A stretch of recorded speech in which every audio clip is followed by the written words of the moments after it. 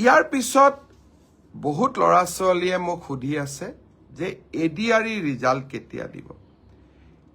ADRE result 7 March শুক্ৰবাৰে আমাৰ grade 3 আৰু গ্ৰেড 4ৰ যি আমাৰ ৰিক্ৰুটমেণ্ট কমিশ্যন আছে তেওঁলোকে ঘোষণা কৰিব। যিমান কেইটা পদ আছে তাৰ বিপৰীতে 2জনকৈ ল'ৰা ছোৱালীক এই পৰীক্ষাত উত্তীৰ্ণ হ'ব আৰু তেওঁলোকৰ মাজত পৰৱৰ্তী সময়ত ৰিটেন টেষ্ট অৰেল অনুষ্ঠিত হ'ব।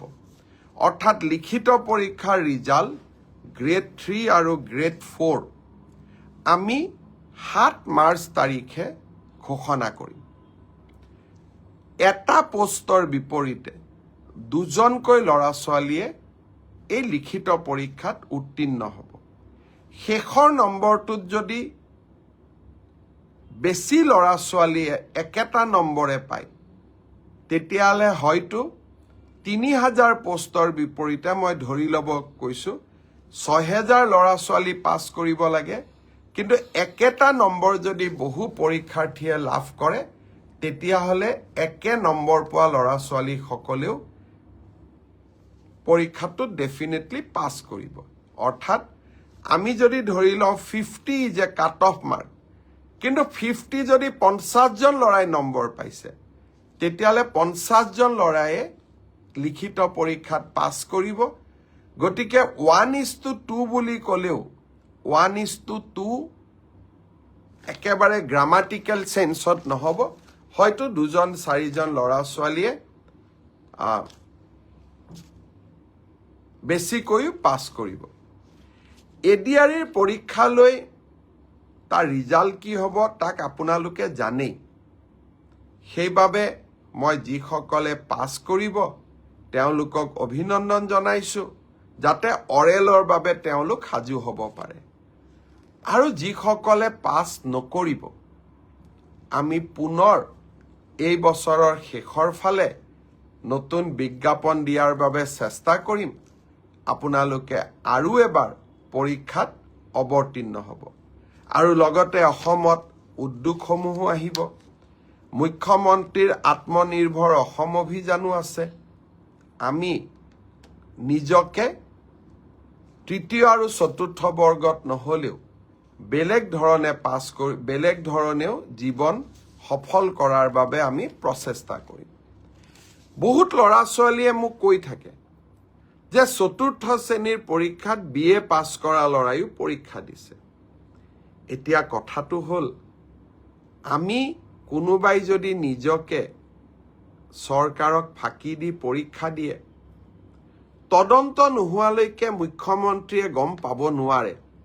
কেতিয়াবা আপোনালোকে এনেকে মোক ফেচবুকত লিখে, টুইটাৰত লিখে যেন মই চব গম পাওঁ।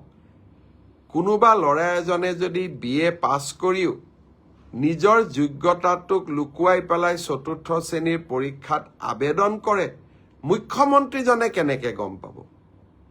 আপোনালোকে খবৰ দিব।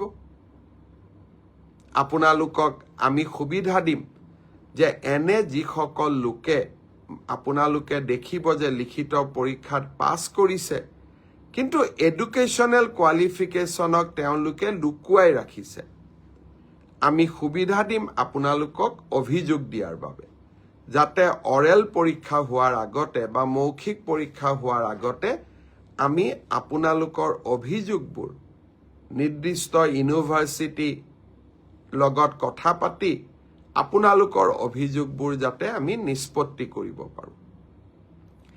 আৰু এটা পৰীক্ষাৰ বিষয়ে মই জনাব খুজিছোঁ, সেইটো হ'ল post graduate teacher. Post graduate টিচাৰৰ ক্ষেত্ৰত মোক বহুতে সুধি আছে ৰিজাল্ট কেতিয়া দিব। কিন্তু পোষ্ট গ্ৰেজুৱেট টিচাৰৰ পৰীক্ষা হৈ যোৱাৰ পিছত ইয়াৰ যি আনচাৰ কি আছিলে সেই এনচাৰ কি আপোনালোকৰ সন্মুখত আমি দিছিলোঁ। আপোনালোকৰ মাজৰে বহুজনে এই এনচাৰ কিখিনিক প্ৰত্যাহ্বান জনাইছে, অৰ্থাৎ চেলেঞ্জ কৰিছে 2-3টাৰ ক্ষেত্ৰত। ইয়াৰ ক্ষেত্ৰত সিদ্ধান্ত ল'বলৈ 11 মাৰ্চ তাৰিখে এক্সপাৰ্ট কমিটি তেওঁলোকে এখন বৈঠক আহ্বান কৰিছে যে যিসকলে এনচাৰ কি চেলেঞ্জ কৰিছে তেওঁলোকৰ যি আমাক কৈছে যে আপোনালোকৰটো ভুল আমাৰটো শুদ্ধ প্ৰতিখন আবেদন আমি পুংখানুপুংখভাৱে বিবেচনা কৰিব লাগিব যাতে আমাৰ ভুল হলেও আমি শুদ্ধ কৰি নিজকে ল'ব পাৰোঁ